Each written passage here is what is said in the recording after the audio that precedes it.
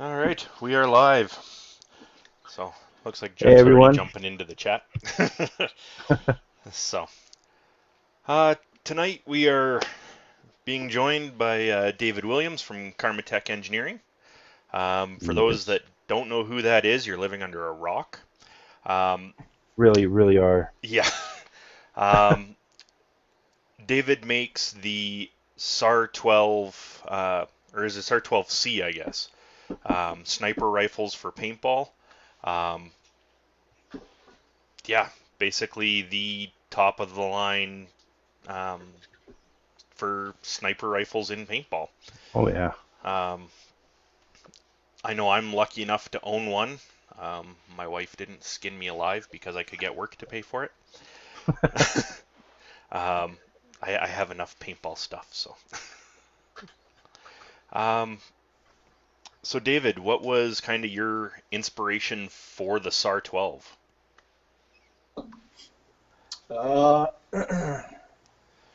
well, I think there was really two different aspects that came about. The first was the being introduced to the first strike round, and the first strike round probably been around 2, 3 years Um, maybe, and it was starting to gain traction. And I kind of looked into it, and we were just kind of breech feeding them through SL68-2s from Tippmann. I don't know if you guys remember the old SL68-2s, the pump guns from Tippmann. They hmm had the original SL68, and then they made an updated version. So we were, kind of going through there, and obviously just by itself, the first strike round was incredible compared to a round paintball. And mm-hmm. then we, then we, um, then a group of us started playing a really stupid game, and um, this game, and we called it Colonial, and literally you started at 100 yards from each other, and you each get one shot. Civil War. I've played that. Yeah, Yeah, same thing. I Yep. mean it's the dumbest game in the world but the way we played it was you couldn't move. If the shot was taken, you had to stand still. If you moved, you were out.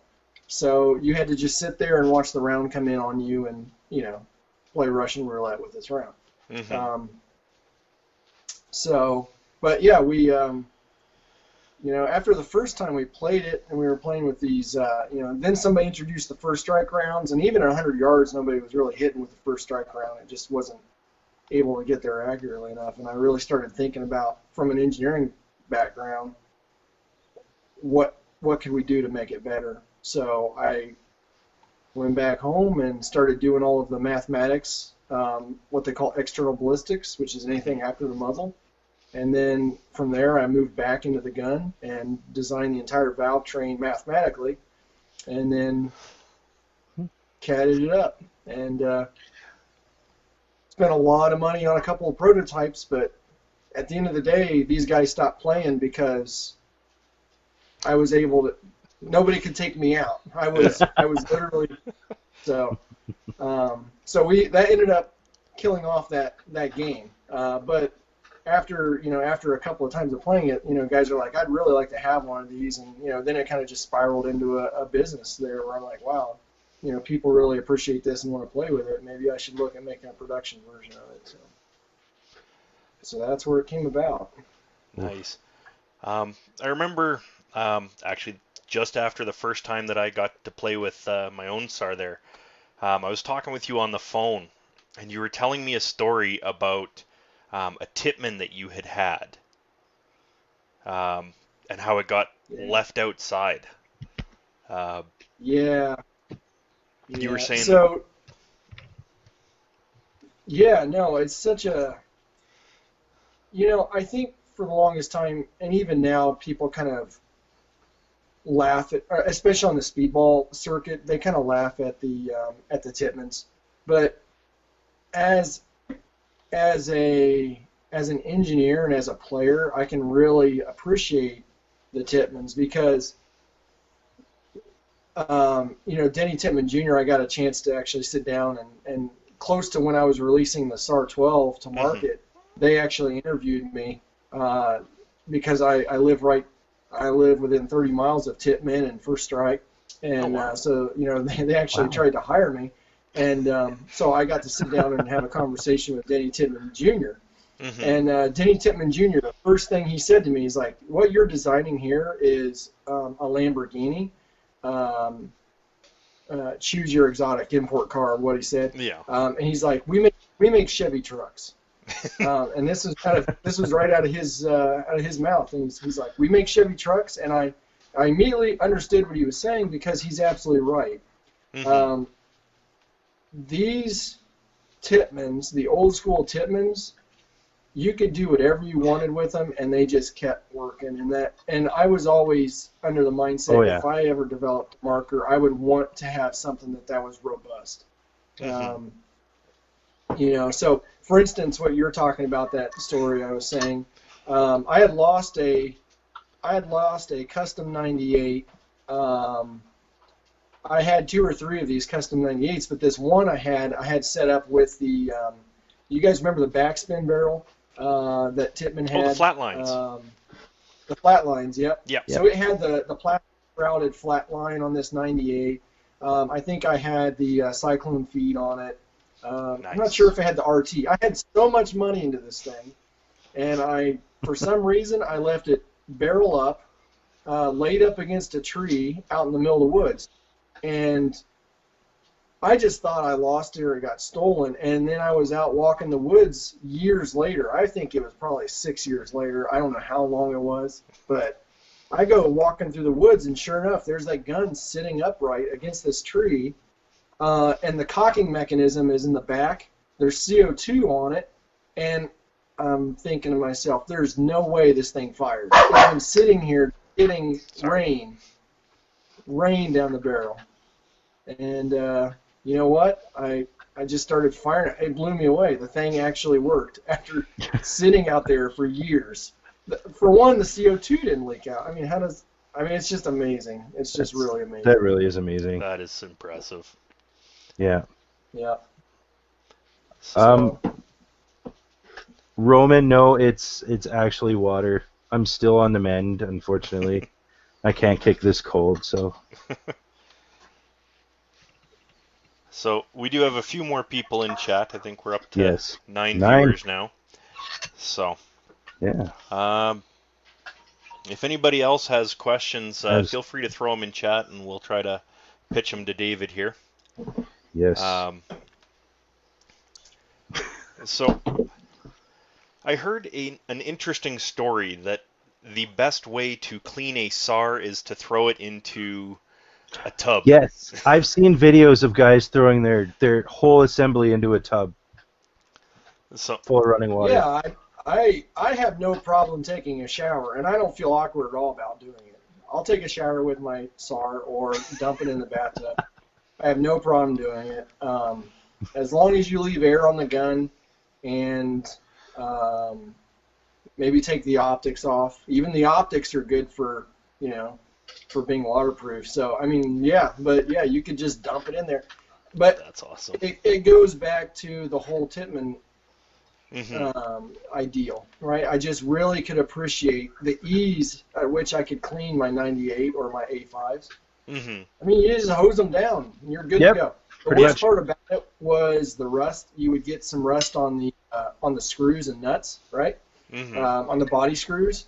But the main bodies were die-cast aluminum, so they didn't ever deteriorate. So I kind of appreciated that, and that's kind of what I did with the gun. So pretty much everything in the gun is either the main chassis is plastic, the upper receiver's hard-coat anodized aluminum. Mm-hmm. Any metal that's in that is stainless steel, with the exception of there's 6 body screws that hold the reg to the upper receiver. I used stainless steel on those originally, but stainless steel is so much weaker that I was actually spinning the heads off. So I decided that strength was probably more important than rust. Mm-hmm. So, but yeah, besides those 6 screws, nothing else is going to rust. So it's great to take baths with.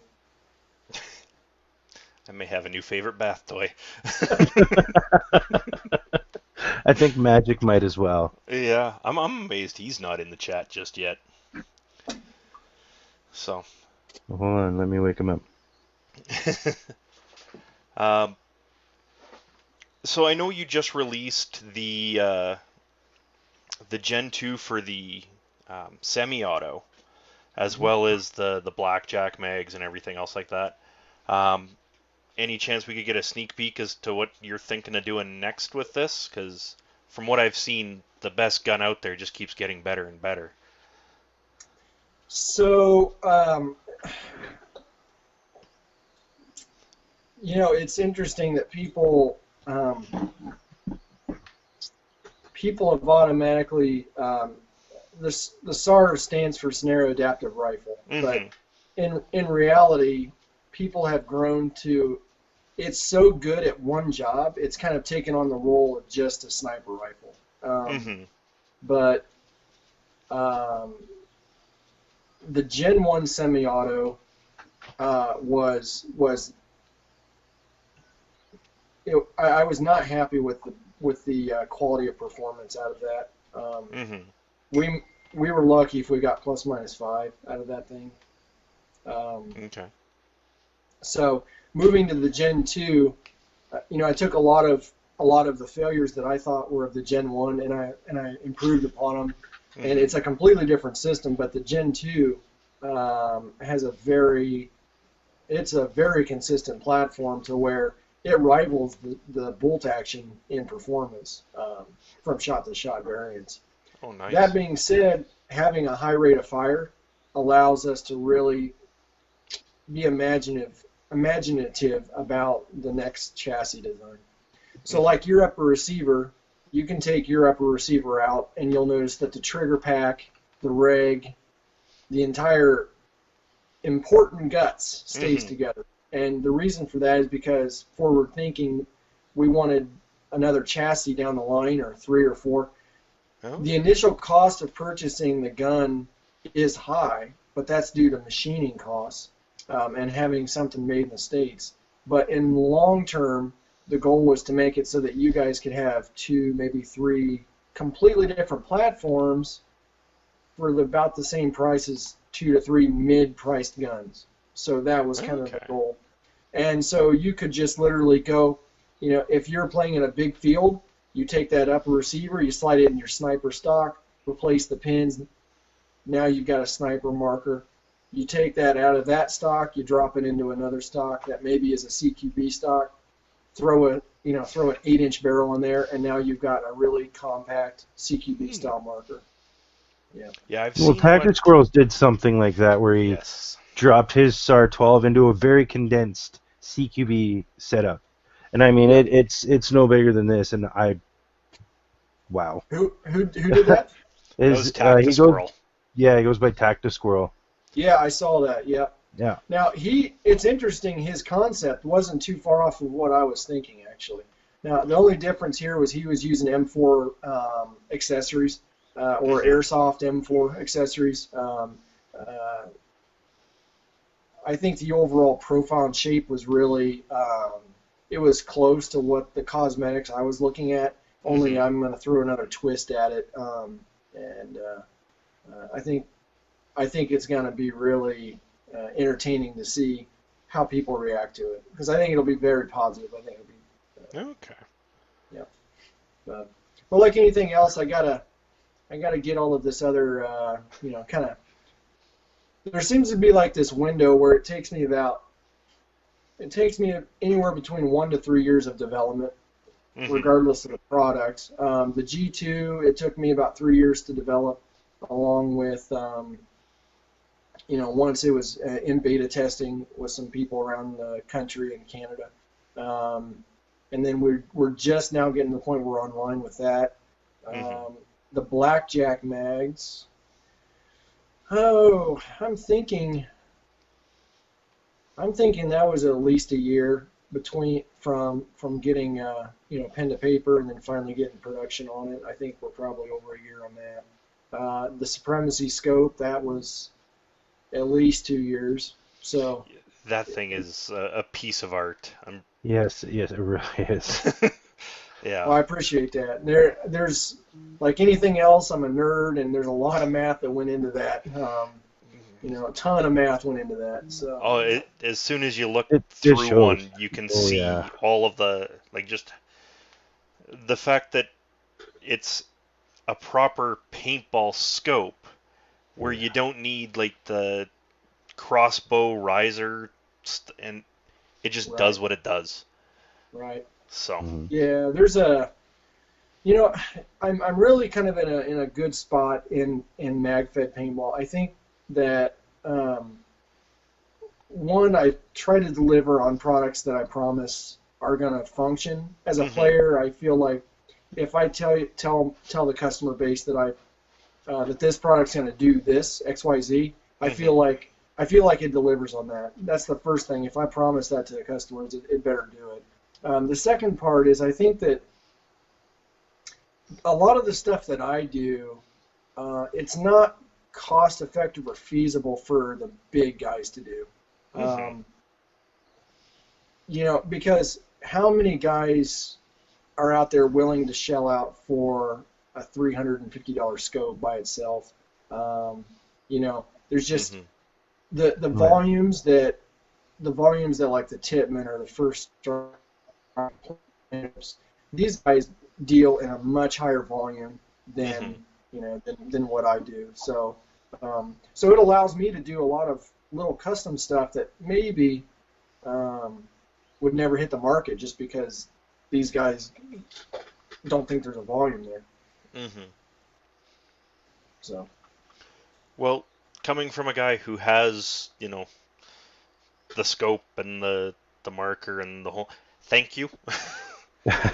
you know, that's there's just something about, walking out onto the field with one of those and everybody's head turns. And, when you're in the staging area, everybody kind of stops and they're like, wait, am I on his team? So, it's just having, everybody kind of go, wait, I know what that is. So, it's really weird, and it's I'm a really humble guy, and kind of it's really kind of weird to hear to continue to hear that. Weird's not the word, probably. Um, it's flattering, but at the same time, it's like I guess I just get so wrapped up in the day to days. hmm I haven't got to play in a very long time. That's one of the biggest problems with owning a paintball company is when you go to events, you're always at the booth doing stuff like that, hmm and you don't really get to take time to spend with players out on the field. hmm So maybe this year I'll change some of that. So how has like since you started Carmatech, how has that kind of impacted your ability to get out and play like you used to? Oh yeah, I mean it's terrible. So we would play. I think we'd probably play 4 or 5 times a year. I wasn't this monthly player. I live out in the middle of nowhere, so hmm we would play either in Indiana or West Virginia. I wasn't really big into I didn't even know about the big scene of the big games. I hmm wasn't even aware of them. The only big game I ever knew about was D-Day down in Oklahoma. Yep. Um, Yep. and that was the only one I knew about. And then somebody told me, you know, Dave, you really ought to check out Facebook. There's a lot of MagFed guys on there. And I'm like, okay, yeah, sure. So, it's just like, holy cow. But to your point, yeah, you get so entrenched and so focused on the business side that you really lose on participating in the play. hmm Because like even if it's a Saturday Sunday event, I set the booth up Friday night. I help tech or do any sales hmm on Saturday, and then Sunday morning I'm there to help tech again, and then close down booth and pack it up Sunday afternoon. By that time, awards are going on, or you know, Yeah. it's just Yeah. lose you just lose all opportunity. So So have you But had a chance to hit any big games with one of your own markers? yeah, so one of the games I really like to hit up, and I try to play at least a few hours, is so Fulda Gap down in North Hmm. Carolina. That's Yep. that's in November. I try to hit that one up. I've hit it up the last 5 6 years. It's one of my favorite events. Hmm. And if you are a SARS owner, it is an event you should go to because they the SAR guys they're like a pack of wolves. They cluster up, and That's terrifying. it really is something else. I've just got videos of it, and it's Oh man. videos from a couple years ago. I mean, it's so bad now that if the opposite side's general sees that any of these SAR guys are up on this ridge, he'll Hmm. just call in a bomb or call in an airstrike right on that ridge. He'll destroy his entire, he'll destroy half of his men just to make sure that those SAR guys can't get up there. Yeah. Because what happened one year was, and there's video of it, the SAR guys got up, and this was one of the best blends of speedball and magfed. The SAR guys got up on this ridge, and there was probably 10. I'd say there was probably 10 of them up there on that ridge. But then down, and they were shooting into a bunch of Connex buildings. They had a kind of a fake city made up of Connex buildings down there. Hmm.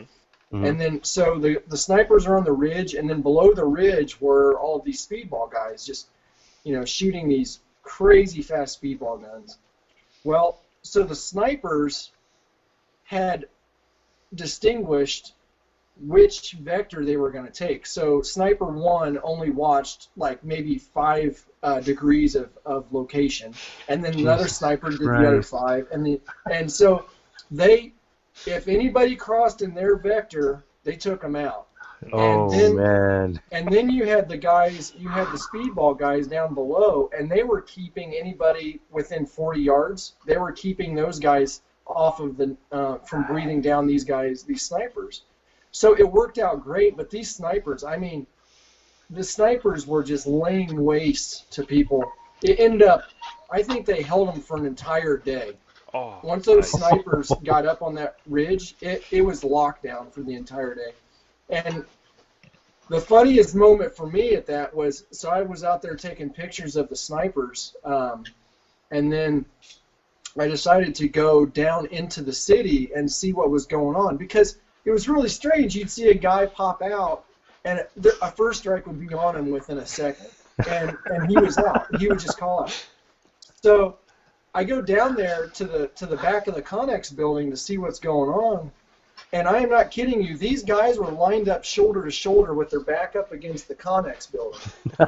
One guy would one guy would spin out and he'd start firing, get hit by a first strike, he'd go walk off, and then the whole line would index down. I mean, it was just like one guy gets shot, another guy comes in, and the whole thing. It was just funny. It was Oh. funny to see. Like, but at Conveyor some belt point they didn't have. eliminations. Yeah, but what do you do, right? And that's the problem. Oh. I mean, either you stick your head out trying to shoot something, hoping that they don't hit you, but I don't think these guys with speedball markers really understood that these snipers, it wasn't luck. Once Yeah. they had you dialed in and they knew the drop, these Yeah. things are repeatable and they're just Oh going to yeah. keep falling. Oh, for And I sure. mean these shots were within 80 yards, so I mean it was, we're talking chest shot very consistently at Nice. that. So, That is anyways, that gorgeous. that was that was the highlight for that. It sounds very similar to the Skyline Nation game just south of us here. Yeah. Um, I know on the Carmatech owners Facebook page, there was one guy posted saying, who's going to this, and there was guys from, you know, Europe and all across Canada and all over in the States. Like the sheer number of Carmatech owners that were saying, "Oh yeah, I never miss it." I'm like, I wish I could go. Like, because Oh there was at yeah. least 9 or 10 different guys that all said, you know, they're there every year. They never miss it. And apparently Yeah. that place is just sniper heaven. So Oh yeah, it's nothing but open fields and foothills and yeah, forest. so Yeah, no, it's got a couple of really good friends that go there. These guys have um, Dave Cady and Lou Arthur from here in the States, and then hmm Russ Storing and those guys from Canada. They go. Russ Storing's up from Wasaga Beach. Um, he and Wally. I don't know if you guys are familiar with Wally. Those are both SAR owners. okay, And then they they have a gal that they go around with. Her name's Sar, and she owns a Sar. Cool. But appropriate. so yeah, I know quite a few SAR players that go to that event. But Lou and Dave, they've been trying to really twist my arm to get to this event. And you know what? If I want to actually play an event, that would be the one that I'd go to because I wouldn't even bother taking booth or anything. Just literally just go with a gun and go have fun. So. That would be one to That go to. yeah, So that would be. so Sergey's in the chat here, and he's asking like, what other hobbies do you have? Like, what do you do for fun? Uh, is this Sergey Sevlenov? Yes, it is. Yeah, I just talked to him today. Boy, what other hobbies? Um, boy, having a family and having a business really doesn't really give you much room for anything else. Right now, I have two boys that are third grade and sixth grade, and both of them play basketball, and I helped coach both teams. One's in travel ball, so that keeps us busy.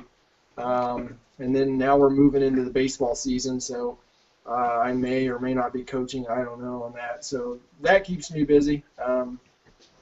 And then before this business, I did a lot of I put a lot of money, time, and effort into a car. So I like getting my hands dirty. I like wrenching on stuff. So No, um, yeah. I can only imagine how well that car runs.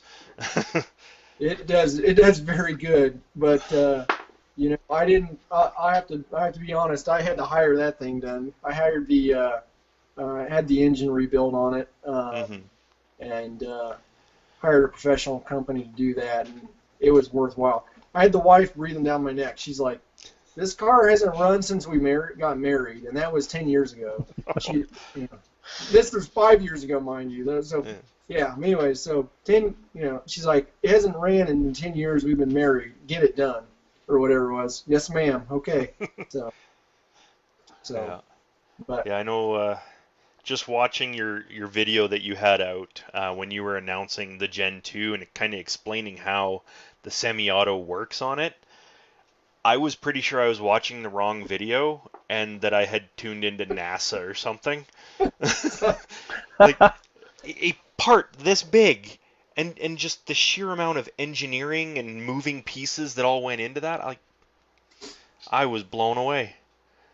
I appreciate that. But it's it's just a lot of fun. It really is. I mean, you guys don't know how much this. I mean, if if if I could.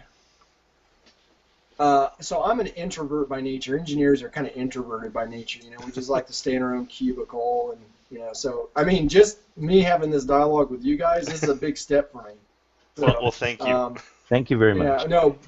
Back when I first started the company, I didn't really enjoy having customer conversations. I just kind of felt really awkward, and but I'm getting better at it. At least it's a little easier for me, but. hmm Um, but if I could just do anything, it would just be development. I'm passionate about the development, obviously, but at the same time, um, you know, development has costs, and so you got to have the other part of the business, right? Where um, and that's what's different too. I don't have any cash, or I don't have any stockholders that has to get money at the end of the day, right? I hmm mean, so how it works is the far majority of the revenue that's generated from my company goes right back into the company, just to help develop even cooler products. Yeah. So that's I think I look at it more from a player standpoint, like than I do a stockholder where I expect revenue at the end of the year. What I Hmm. expect is if I come up with something cool, I'm like, all right, that's cool. Now what else can we do? Let's make something else.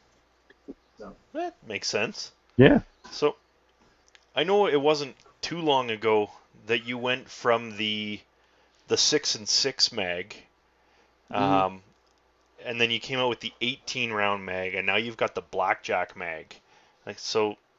Like, what was the mentality going like to continue improving that? Um, well, so we had when the quote unquote blackjack mag was designed, I put a track in there that was capable. I just put the longest possible track I possibly could in there, and we went through probably. I think the springs that you currently have Hmm. are the fourth version of springs, Okay. um, and it was very difficult to try to find a balance between all of the. There's like 20 different um, specs when it comes to a spring. Believe it or not, there's just so many different specs that come with a spring. So Hmm. you make one little change that throws everything else off, and then so you're. I hate springs with a passion because they're just so finicky. Um, anyways, so we have all of this room in there, and the goal was always to get the most amount in there. It wasn't necessarily for bragging rights. I wanted to have it so that my goal was to try to get above 20 because I felt like that's where all of the other mags on the market Hmm. were standing. So I wanted to get you guys to 20. Um, uh, in a perfect world, I'd love to have seen 24, but just not enough room for 24. Um, No. so, so yeah, we went with your springs, and we immediately started noticing issues with what they end up doing is they kind of as they compress they kind of snake, and if Yes. if you had a clear mag you would see that they kind of try to snake. Well, what ended up happening was if you get too many in there, they'll start snaking and then they'll actually roll down back on themselves. And once they roll down, they just kind of knot up like a rat nest. So Okay. um, I think we figured that out in the first run. So by the third or fourth, we kind of got it to a point where they wouldn't snake. But what they were doing was, as you compress a spring, it actually grows on the diameter. I'm not trying to Hmm. get too boring here, but what happens is, so imagine you got a 22-inch long spring and you're compressing it. Well, that spring opens up wide open and it starts dragging on the walls of the mag well or Okay. of the mag hole. Hmm. So we had to take that into account. And that's where the fifth generation spring come in, and then we finally figured it out by the fifth time. So that's Okay. where Oh, we're at all now. right. So really, there's no difference between the 18 round mag and the 21 round blackjack. The only difference is the spring. The actual chassis or the parts are The housing is all they the same. off the same. Yeah, housing's all the same. Now we did change the material a little bit too. Hmm. Um, the material that are on yours, they're kind of rougher looking. Yeah. That material is just fine for bolt action because you're not going to be cycling that thing fast enough No. that you're going to see it. Um, but when you get up into a G2 semi that you need at least 6 rounds a second, that's all I can get out of a G2 semi. My finger doesn't go fast enough, um, but that's when you kind of need a glossy mag to help cycle. Okay. All Um, right. I had noticed you were mentioning on the Carmatech owners page something about lubing the mags. Is that a necessary requirement with the blackjacks, or is that just something people are trying to make them go faster? Yeah, I think so. A few of my beta members have been helping me. One in particular, Jeff Janowski.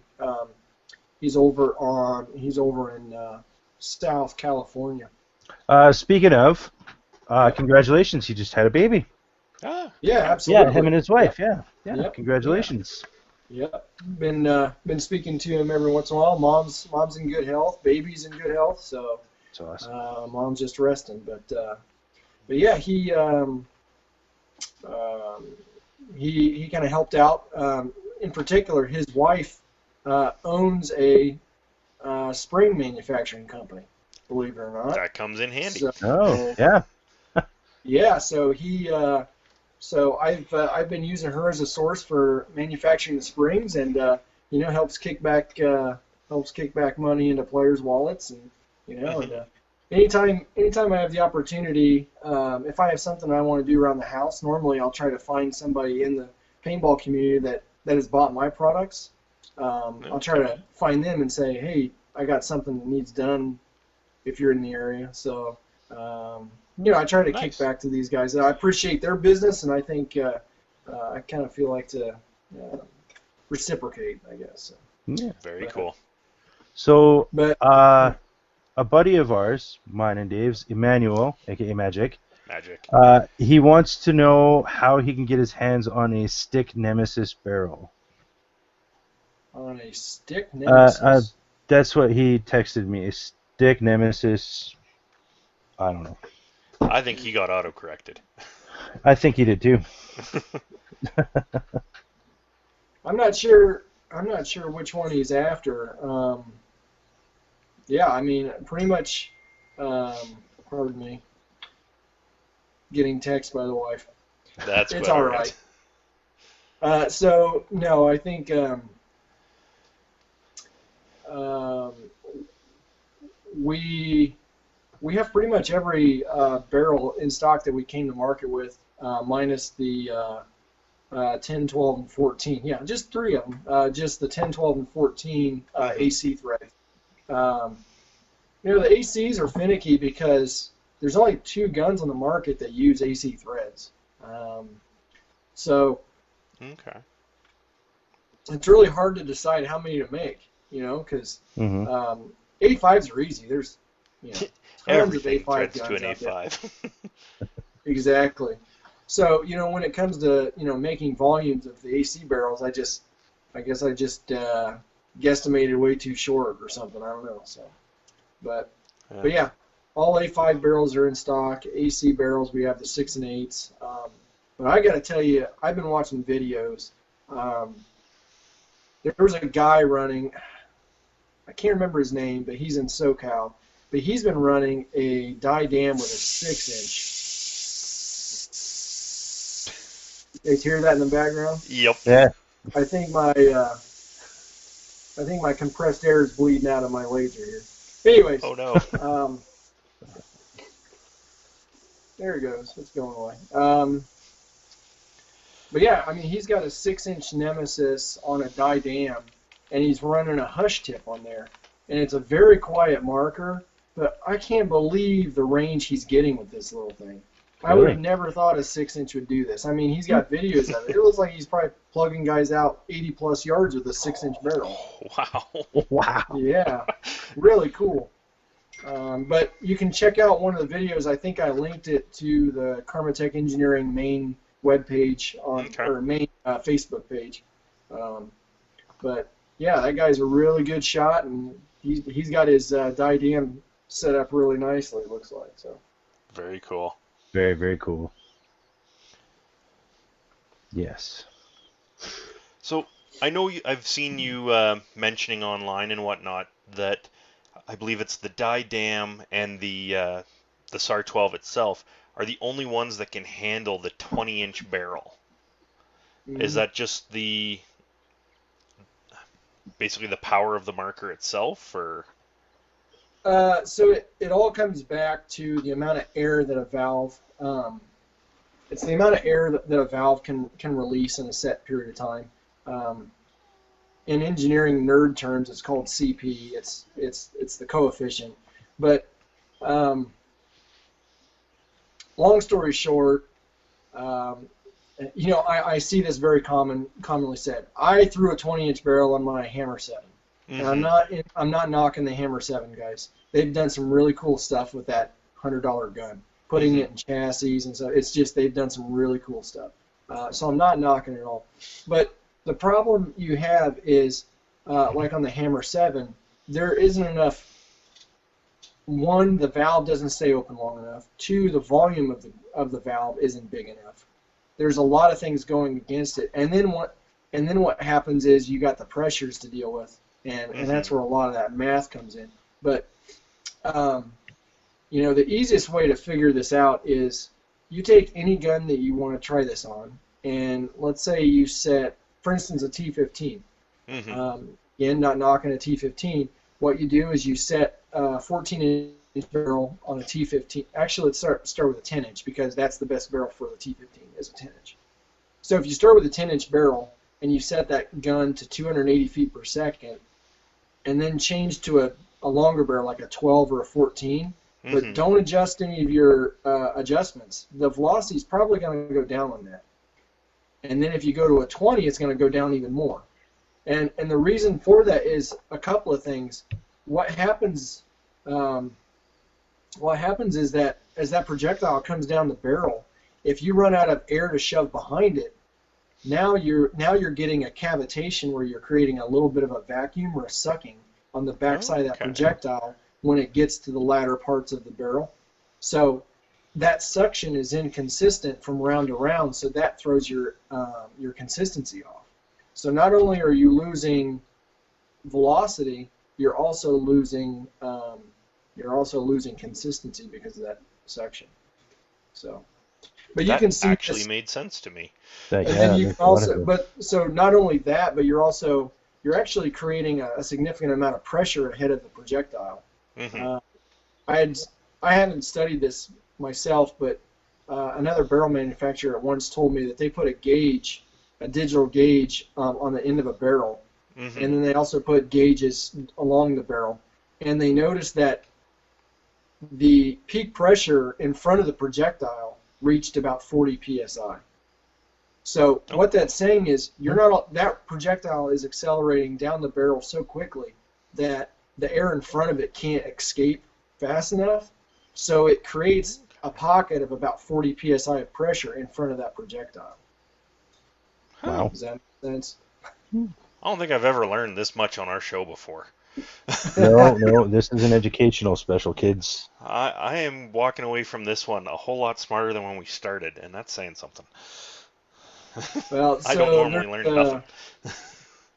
I mean, this is why porting actually works really well, especially if you can have a guided ported system, right? Because now you're allowing that air pressure in front to bleed off, and then continue to guide the projectile past that point. Does that Okay. make sense? Because most ports most tips are very oversized, right? They're 700 ID. You can literally a projectile can just fall right through them. So Okay. I should have like a nerd alert sign or something like that way. There's nothing wrong with that. No, um, if it wasn't for, being a bit of a nerd, there wouldn't be we wouldn't SARS have and we'd all tours be like sad. this. So, Yep. Sergey's got another question for you here. He's asking, have you tested the performance with the 14-inch Nemesis and a hush tip? Yes, it depends on valve.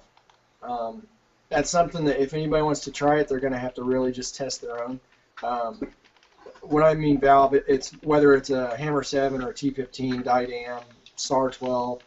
Each one of these valves is um, each one of their valves kind of operates in its own way, and the way Mm-hmm. it releases air in its own way. So, what works well for one gun will not work well for another one. I will tell you that much. We saw that when we were testing accuracy with the Nemesis barrels.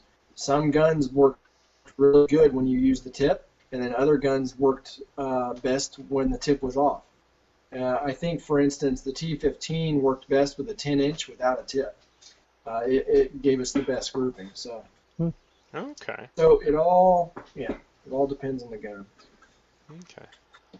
And I know I've heard that the muzzle brake on the paintball markers, you only include one for the tactical purpose. I believe I was on reading that, on the Star 12s. yeah, you were saying somewhere that the muzzle brake on a paintball marker is actually more of a hindrance than a help. So on the Star 12, that is correct. Hmm. The testing that we figured out was that the muzzle brake actually cause the grouping to open up slightly, especially at 100 Oh. yards. We noticed it, um, but like I said, it depends on the marker. Hmm. So the SAR 12 definitely. In fact, it looks cool to have that nice, the nice Nemesis muzzle brake on there. But honestly, I think you're kind of negatively affecting the projectile path. But at the same time, originally I wasn't sending out any of those Nemesis barrels for the SARs with tips. Okay. But I got such a backlash from customers. I'm just like, fine. You know what? You guys are the customers. You guys win. I'll, I'll ship them with a tip. You can have it. Okay. Yeah, So I'll admit, I one of our viewers is actually 3D printing a muzzle brake for me just because I thought it looked cool. gotcha. So, Number two. Did I just put a cover on yours, or did I actually send you a tip? no, it had the stock tip on it there. Okay. Um, Hmm. but yeah, the one that he's 3D printed for me is basically a replica of the Grizzly Gunworks DEF CON 2. So, I'll have to look that up. so. Well, apparently I'm catching flack for not answering questions now. Well, there's a lot of questions. My computer's not playing nice, so we'll get into some more questions here. No problem. So You said that was a Grizzly Gunworks? Grizzly Gunworks, yep. Actually, the business sounds familiar. Yeah. Well, being that I go by the call sign Grizz and I found one called Grizzly Gunworks, I was this close to going with the muzzle brake that they actually call the Grizzly. Nice. Um, so Chad's question here was with the popularity of the FSC or the T 9.1 barrels, are you looking at doing another run or uh, possibly a fully spleened 6-inch version for the people running carbine pistols? Um, that's still up in the air, to be honest with you. I was not. Now, maybe part of it was price point, but I wasn't very impressed with how sales were on the FSC barrels. Um, I they shoot lasers. There's no doubt about that. Hmm. About every customer I've heard that had them praise them. Even DEF CON Paintball up there in Canada did a review on it, and they were like, "Holy cow, this thing shot really well." So I know they worked well, but I'm not sure if it was a price point thing or whatnot. I have heard requests from guys that are running the old 8.1s. Hmm. That they're wanting a full length barrel. So my real concern is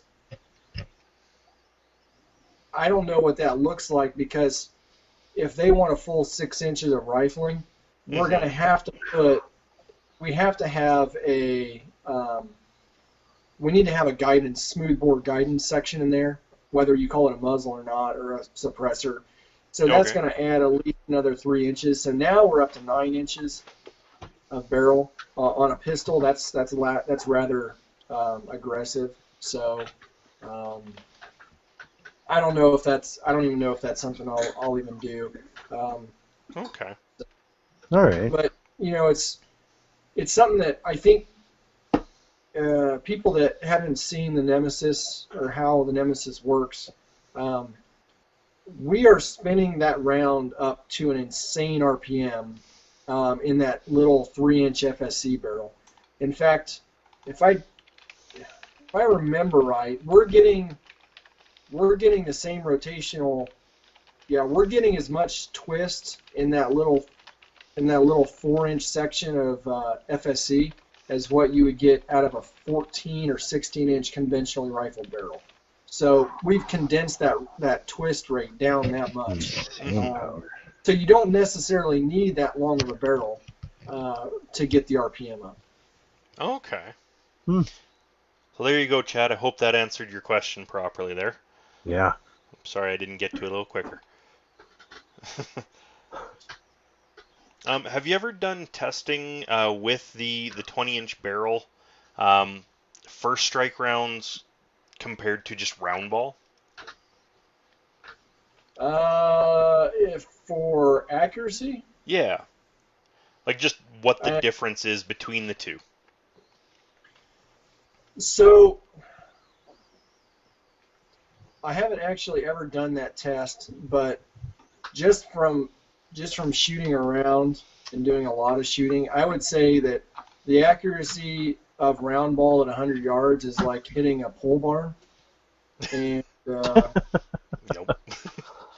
and the accuracy of first strike. So we did some slow motion, high speed camera tests, and we did them in a soccer stadium, indoor soccer stadium out in Colorado, and we took we put 10 first strike rounds through a SAR at 100 yards in this building. And we had all of those 10 rounds, we put them in a 10-inch by 10-inch square at 100 yards.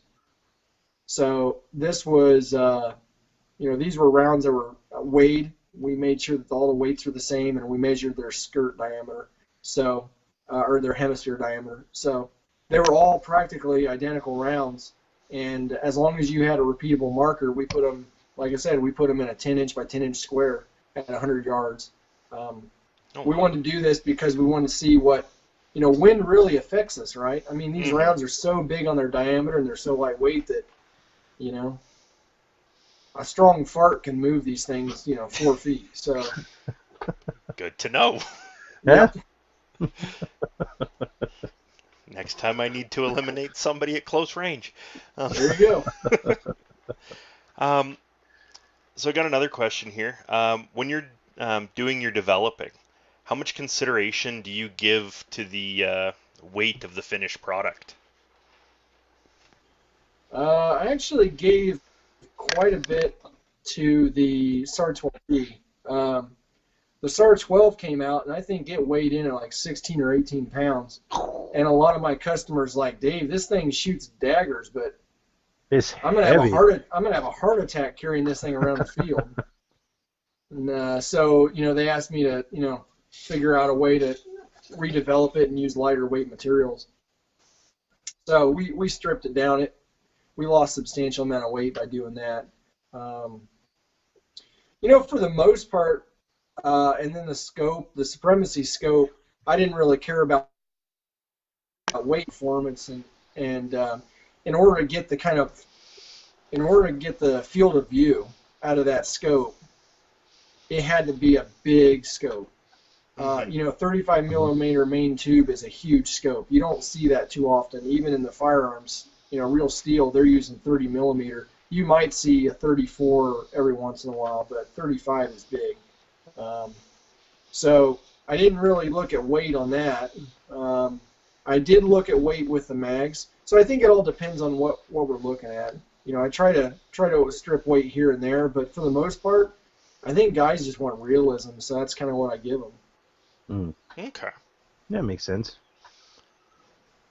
Yeah, I know I definitely noticed it the next day that I had been carrying that thing around a little more than my other one, but my other marker is a lot smaller. It's just a converted.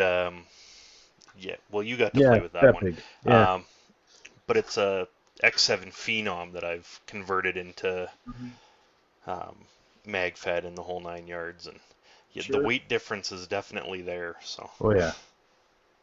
Well, I bet you I'll bet you 20% of it's the barrel. I mean, that Yeah. 20 inch long aluminum tube, roughly 1 inch diameter. It's heavy, Yep. you know, Yep. and it kind of really affects the balance too. Like, because, you know, what I've been playing around with here at the shop for a while is these G2s, trying to get them optimized, and I've got them down to where my favorite barrel for the G2 is the 8-inch barrel.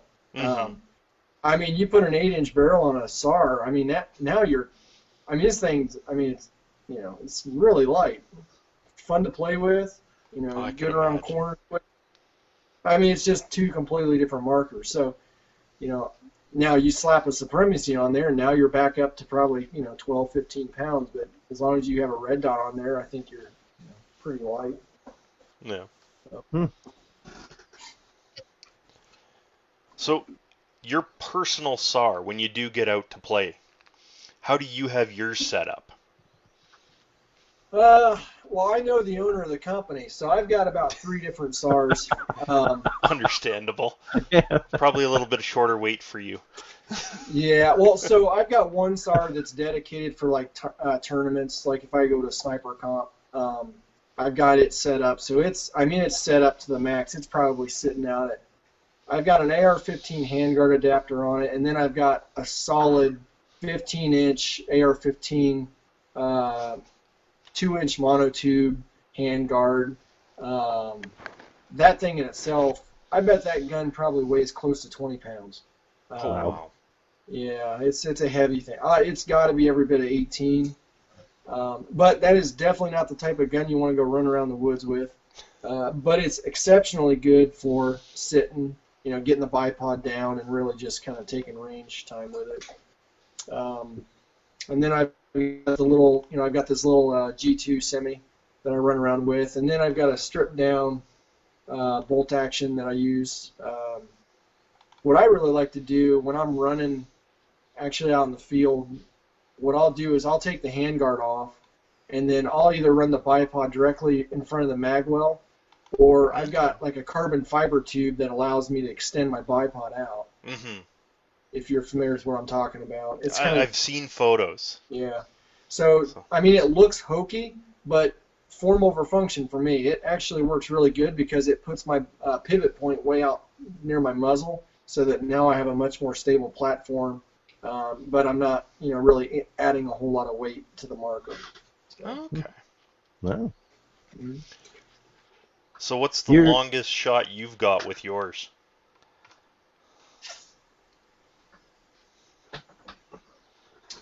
um, for some reason I'm thinking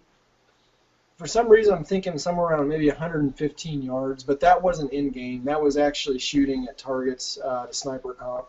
That was, you know, kind of that was just kind of warm up day. That wasn't actually in the tournament because we never did anything that long. But yeah, I'm thinking probably 115 is my longest. Now there's guys that have done farther. I'm trying to. I think Lou Arthur might have the record. And anybody that doesn't know, Lou Arthur's he's a very cerebral guy, and he does a lot of real steel shooting. So he's very precise in his setup and how he does stuff. I was thinking his was somewhere. His is above 120, I think. Oh, wow. I can't tell you how far though, but I think he holds the record for the SAR group. I may be wrong, Very cool. but very, very cool. Well, I think we're coming up on the end of our time here. So I guess we'll do one more question. See, I saw a good one. Let me find it There's again here. two basically relating. Well, Well, I was going to go with Tom's here. And I believe Tom is the one that Chad was mentioning runs a 6-inch barrel and a hush tip as well. yeah, that sounds good.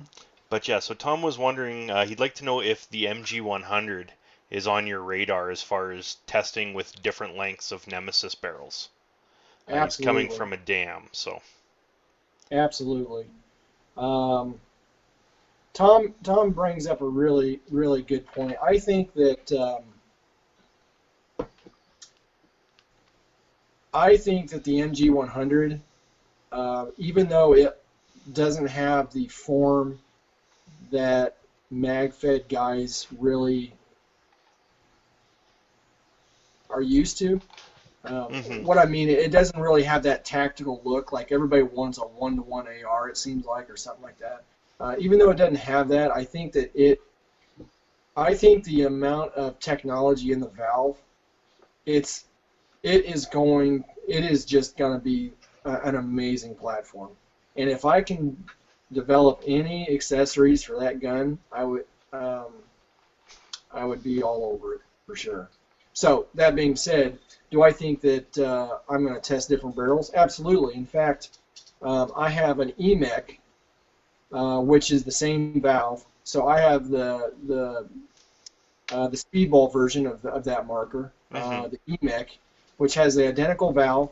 I've already got it here in the shop, and I've been testing with different length barrels. So it looks like about an 8 or a 10-inch barrel is going to work best um, with that gun. So, Okay. All right. Yeah. All but right. Well, I think we're just over the hour mark here. Yep. So, and I know it's a little bit later where you are compared to where we're at. So, thank you very much for joining us. Thank you for joining us.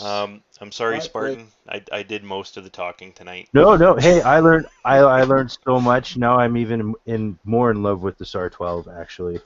No, I So, feel like I dominated the conversation a little bit too much. hey, I no, was that's quite no, all no, right. no. That's quite all That's right. everybody was pretty happy to get to hear what you had to say. Yes. I know we've had a bunch of new viewers tonight that we wouldn't have had if it wasn't for you. So thank you very much Yes. for Thank you. jumping on with us tonight, and It was good to talk to you. I'm glad we got the Like, gremlins worked out. So I got them right there. absolutely. Um, but yeah, no, I definitely look forward to seeing what you've got coming up next, and I know Magic's probably going to be keeping an eye on it too. So Yes. I know I'll hear all about it. yes, you will from Yes, both of yes, I us. will. Yep. So uh, Very cool. one last Yeah. time, thanks David for joining us, Thank you very and much. It was a My pleasure. pleasure. yeah, and I know that there's a bunch more questions we didn't make it to in the comment section there, so Sorry, maybe if guys. you get a chance to read through a few of them, maybe something will catch your interest, and you might have an answer for them. Sure. Yes. But thanks for everybody who joined us tonight, and yeah, hope everybody has a good night. Bye, guys. Later.